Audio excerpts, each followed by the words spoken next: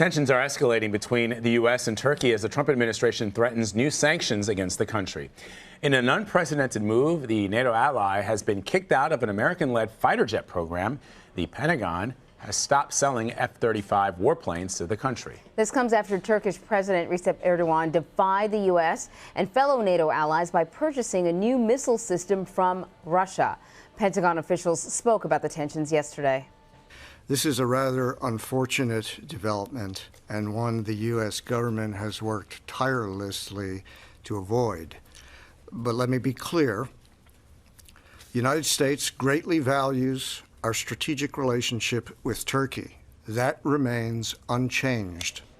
So CBS News State Department reporter Christina Ruffini is following the latest from Washington. All right, Christina, just how much is it going to cost to take Turkey out of the supply chain for these F-35s? I mean, usually they're ordered years in advance. How big of a deal is this for Turkey to be cozying up to Moscow? And should we be concerned?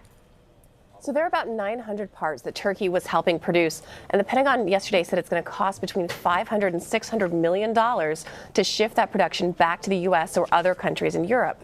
As for why Turkey made this decision, it's still a bit murky. As you guys know, Turkey was actually one of the original NATO members after that initial batch of 12 and has been in the alliance since 1952. NATO is very popular in Turkey, and when I asked Turkish officials a few months ago if delivery of the weapon is going to compromise their position in the alliance, if they would still take it, and the officials said it was non-negotiable. Turkey is a member of the alliance and plans to stay that way. So far, we haven't heard serious conversations about throwing them out, and there really is no mechanism by which to do so. However, it is a concern that a member of an alliance that was originally constructed, as its first Secretary General said, to keep Germany down, the U.S. in, and the Russians out, is now compromising that relationship to purchase a Russian weapon system.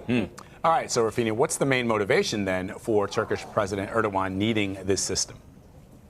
Interestingly, the Turkish reasoning is almost verbatim what we heard from the president in the cabinet meeting 2 days ago.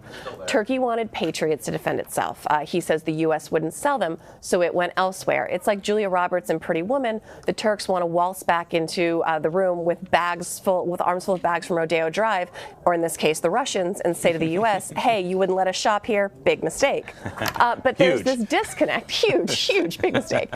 But there's this disconnect in that the U.S. says it was willing to negotiate about the Patriots, and the Turks basically said it's too late. We've already bought these things. We have the Russian system, and the deal is done. Now they've taken delivery, and we'll have to see what the ramifications will be. What can you tell us about possible sanctions on Turkey or against Turkey? So there's this thing, the Countering America's Adversaries Through Sanctions Act, which is a classic D.C. backronym.